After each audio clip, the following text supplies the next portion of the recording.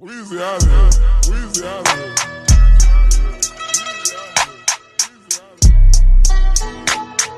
What's going on? It's your boy Brian. I'm back with another video.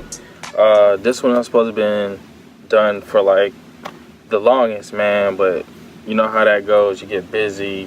Me personally just had to make this video perfect, so I had to get my topics in order. So I got my little handwritten notes. I'm actually recording on my iPad Pro right now, and I'm going to read off the topics from here. So boom, here's my video that I promised about red flags in relationships. I also got some input from friends, family, got some sources online. I'm not going to cite them because this ain't school, but just got some insight about different ideas, and you know, people having different red flags. So first one was pushing you past your limits. So if you're talking to someone, you start dating, just make sure, you know, they're not acting all crazy and pushing you past your limits of like what you can tolerate, because you know, you kind of lay the foundation when you first start talking to someone and say, hey, I'm gonna put up with this, I'm gonna put up with that.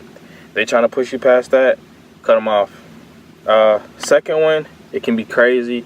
It's about timing as well. I mean, moving too fast. It happens at any age. You know, you can be 40 years old, start talking to someone. You may just want to take it slow because you might already have kids, you might not have kids, but move at a pace that y'all are both comfortable with. Somebody's moving too fast, that can scare the other person, or moving too fast, and the other person's not ready, you know, so that's another red flag. Acting irresponsibly. This one's real dope because acting irresponsibly can be multiple things, but what I was getting out of it was you just not taking care of what you need to take care of. It can be financially too, so you're not financially stable because you're irresponsible of spending money on shoes per se, rather than you not possibly having a car or live with your parents and you're not trying to get out, you know, not trying to better yourself. So watch out for people who are irresponsible. This one's really, really great. Disrespectful.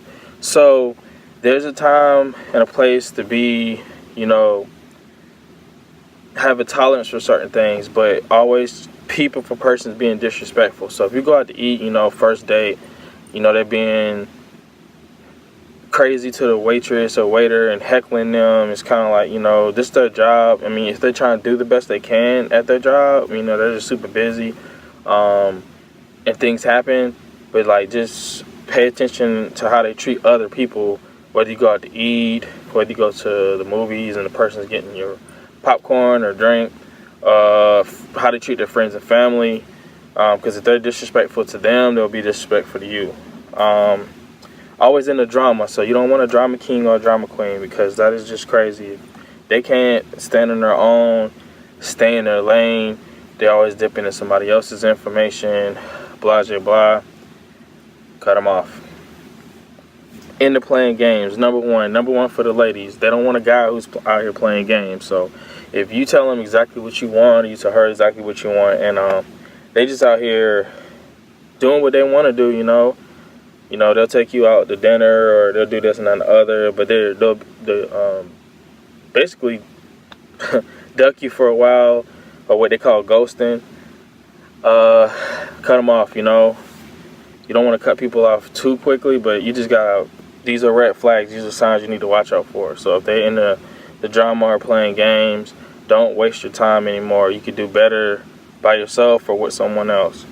Show interest in what you like, show no interest in what you like. So this was important because even though you might not be the same person or have different views or aspects in life, or different things you like, you still gotta somehow smidge it, back that person up. You know, I'm out here doing videos and, you know, all of that. My wife ain't into that, but she gave me some topics to discuss as far as what she thinks could be a red flag. So it's dope, you know, like, she's not into all of this, but I was like, hey babe, need your advice.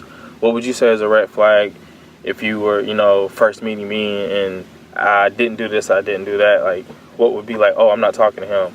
She gave me some. So showing interest, you know, you got to make sure they interested in what you at least are doing, or giving you some kind of positive feedback or inspiration. You know, like, hey, you can do this.